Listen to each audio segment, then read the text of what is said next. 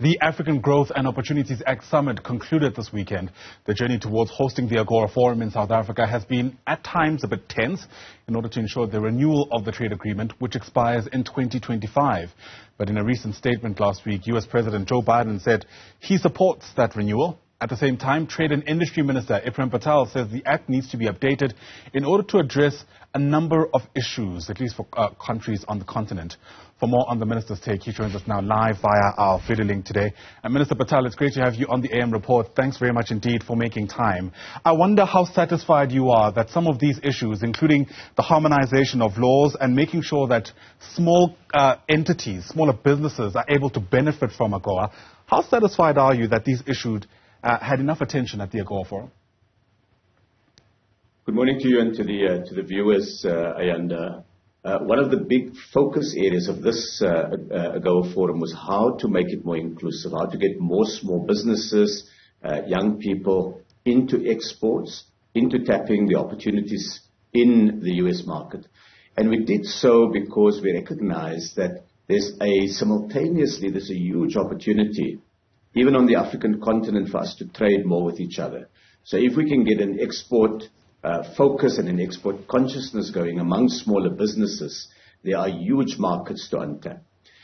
Some of the ways in which we did this was through demonstrating the power of small business. We had hundreds of small businesses showcasing their goods from South Africa and from other parts of the African continent at the Made in Africa exhibition.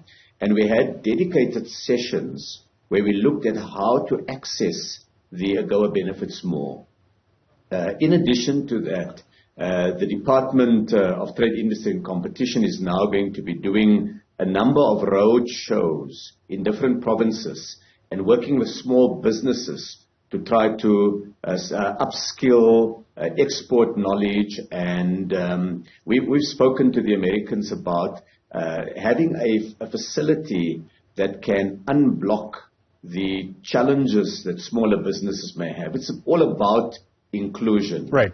You know, Minister, it must have been just over a year ago, there was an African Continental Free Trade Area conference that was held in Durban. And even there were real concerns that, you know, these attempts to create single markets on the continent and to include other countries are not going far enough in reaching grassroots levels entrepreneurs.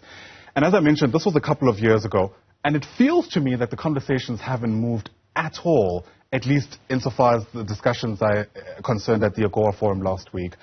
Are you happy with how much progress is being made with addressing some of these issues which have been raised in these type of gatherings before?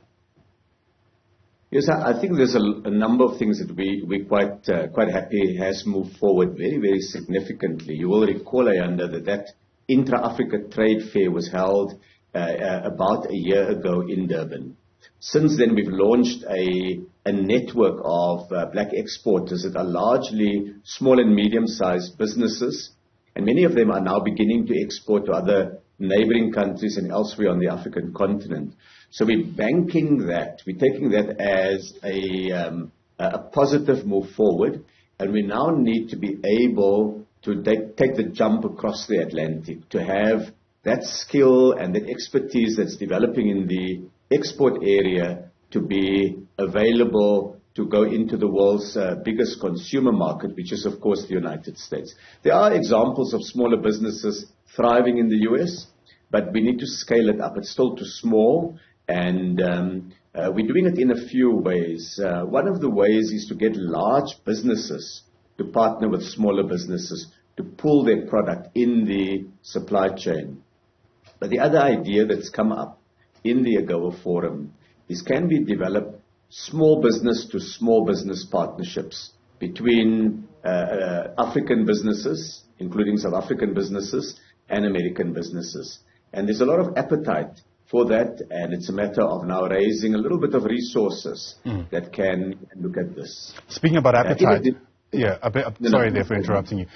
Speaking about appetite, you know, the AGOA Forum made headlines, at least in the lead-up to its beginning last week, because of this decision by the U.S. president to exclude 4 countries on the basis of human rights concerns that the U.S. has.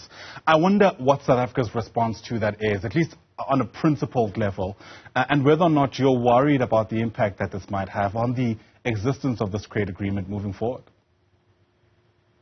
Our view, and we've put this to the American government, is that we believe in the widest number of African countries participating in AGOA. We think that there's solid grounds to have all African countries as beneficiaries, because it also helps us to develop our value chains, and it provides access to smaller countries, and it supports farmers and smaller businesses who gets penalized when a country is excluded. Of course, AGOA is a unilateral preference arrangement, so ultimately, legally, it is within the power of the American government to decide who is in and who is out. But we've made the case. We've met with some of the countries like Uganda, and we have urged greater levels of dialogue. In fact, the matter came up in the course of a conversation, and both the Americans and the Ugandans recognized that there was space between now and January when this takes effect for further dialogue. And if South Africa can play a positive role in facilitating and encouraging that conversation, of course we do so. Right. At the same time, we are keen to promote worker rights and of course, adherence to rule of law. And we're taking some of these things up on the African continent on our own steam. Yeah. What I was going to ask, Minister, is whether you agree with the principled stance that the U.S. has taken, because that seems to be what the nub of the issue is here, right? It's more concerns around ethics, values, democracy. Should these things rank as high up as they do, seemingly for the U.S., even for a conference like this? There's no question about it that trade must promote human development. Trade must promote the rights of people in the workplace. It must enable small businesses to thrive. Really, the question, Ayanda, is how best does one do it? Do you exclude a country? Is that the best way of doing it? Or should there be much greater engagement with the country and perhaps a series of incentives and disincentives step by step to try to get the benefits of trade reaching ordinary people? And human rights is really about the rights of ordinary citizens. So we see a link between trade and development, trade and human rights, but it's the how of doing it that needs to be supportive of efforts to widen the pool of democracy and increase the rights of working people in different countries in the world. Fair enough. There's been a call for the trade agreement to be extended. I wonder whether you reckon there should be an indefinite extension, Minister, briefly. Indefinite would be fantastic. We think 10 years is a more likely outcome, and so we're going to be lobbying very strongly for a 10-year extension. Minister Ebrahim Patel is the Minister of Trade and Industry in South Africa. I really do appreciate your time, Minister. Thanks very much indeed.